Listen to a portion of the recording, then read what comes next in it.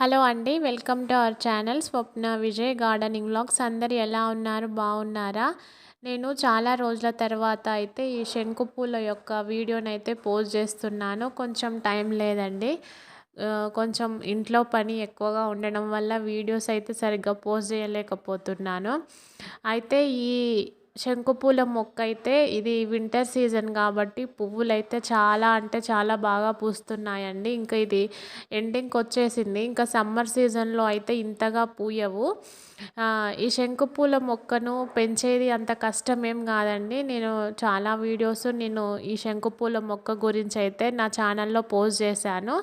ఇది నేలలో పెట్టుకోవచ్చు, పాట్లలో పెట్టుకోవచ్చు. కొంచెం సన్లైట్ ఉంటే సరిపోతుంది. ఇంకా బాల్కనీస్లో పెంచుకున్న బాగా పెరుగుతుందండి. ఇది వచ్చేసి నా దగ్గర డబుల్ పెటల్ బ్లూ కలర్వి ఉన్నాయి. సింగిల్ పెటల్ కూడా ఉంది, వైట్ కూడా ఉంది. నెక్స్ట్ నేను నేలలో పెట్టుకున్నాను కాబట్టి మొక్క అయితే ఇంత బాగా హెల్తీగా వచ్చింది. వీటికి నేను ఏం ఫెర్టిలైజర్ ఇస్తాను అనేది కూడా నేను ఈ వీడియోలో చూపిస్తాను. ఇప్పుడైతే ఫ్లవర్స్ని అయితే హార్వెస్ట్ చేసుకుంటున్నాను. ఇది అన్ని దేవతలకు ఇష్టమైన పువ్వులండి ఇవి. ప్లస్ ఎన్నో ఔషధాలతో కూడి ఉన్న పువ్వులు. వీటి యొక్క టీ తాగడం వల్ల ఎన్ని బెనిఫిట్స్ ఉన్నాయనేది మనం ఒకసారి యూట్యూబ్లో సెర్చ్ చేసినట్లయితే మనకి ఈజీగా తెలుస్తుంది. ఇక్కడ నేను కాల్చిన వేరుశెనక్కాయల పొట్టునైతే మొక్క చుట్టూ ఇలా తవ్వుకొని ఈ విధంగానైతే ఈ ఫెర్టిలైజర్ ఇస్తున్నాను. ఇక ఈ పొట్టు వచ్చేసి ఎలా దొరుకుతుందంటే, నేను మా ఇంటి దగ్గర నుంచి వచ్చినప్పుడే మా అమ్మ వాళ్ళు పల్లికాయను పండిస్తారండి.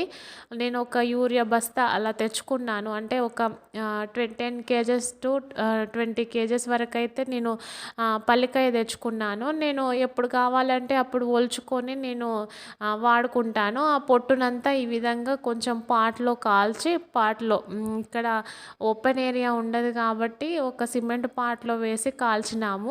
ఆ కాల్చిన వేరుశెనక్కాయల పొట్టునైతే నేను మొక్క చుట్టూ వేస్తున్నాను.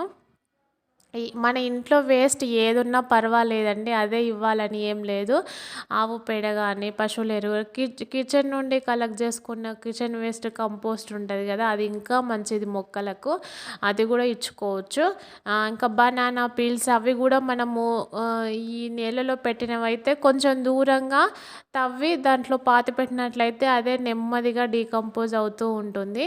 సో మొక్కకి కావలసిన పోషకాలు అయితే అందుతూ ఉంటాయి. ఇంకా వాటర్ విషయానికి వచ్చేసి నేను 10కి అలా ఇస్తానండి వాటరు. ఇంకా మళ్ళీ అంతే, నెక్స్ట్ డే మళ్ళీ 10కి అలా ఇస్తాను.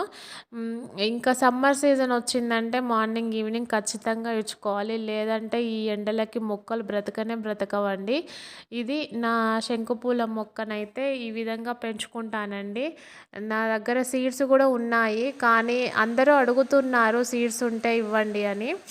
ఇక ఇక్కడ నేను తెలవని వాళ్ళ కోసం అయితే చెప్తున్నాను శంకుపూల మొక్క ఏ విధంగా వస్తుందని. ఫస్ట్ ఈ విధంగా ఫ్లవర్ పూస్తుంది కదండి, అది ఎండిపోయినాక దాని వెనకాలనే మనకు ఈ విధంగా కాయలాగా పుడుతుంది. ఆ కాయ లోపలనే సీడ్స్ ఉంటాయండి. ఇంకా ఇది కాయ పెద్దగా అయినప్పుడు మనం మొక్కకు అలాగే ఉంచితే ఇది డ్రై అయిపోతుంది. ఈ డ్రై అయిపోయినాక వచ్చే విత్తనాలను మనం నాటుకుంటే ఈజీగా మొక్క మొలకెత్తుతుందండి. అది పచ్చిగా ఉన్న విత్తనాలను మాత్రము మనం వేయొద్దు. ఈ విధంగా తెలవని వాళ్ళ కోసం అయితే చూపించాను, ఎందుకంటే అన్నీ ఉన్నాయి కాబట్టి. ఇక ఇక్కడైతే నేను నా శంకు పూలతో పూజా రూమ్ని ఏ విధంగా అలంకరించుకున్నాననేది చూపిస్తూ ఉన్నాను. ఇదండి ఈ వీడియో. మీకు ఎలా అనిపించింది శంకుపూల మొక్క గురించి? ఏమైనా డౌట్స్ ఉంటే ఏమన్నా కామెంట్ సెక్షన్లో అడగండి, నేను తప్పకుండా రిప్లై ఇస్తాను. అయితే సీడ్స్ అడుగుతున్నారు అని చెప్పాను కదా, ఆ సీడ్స్ నాకు ఇవ్వడానికి కుదరడం లేదండి. ఇంటి దగ్గర ఇంటి పక్కల ఎవరైనా ఉంటే ఇచ్చేదాన్ని, కానీ పోస్ట్లో కొరియర్ చేయాలంటే అది నాకు కష్టము. ఈ చిన్న వీడియో నచ్చినట్లయితే లైక్, షేర్.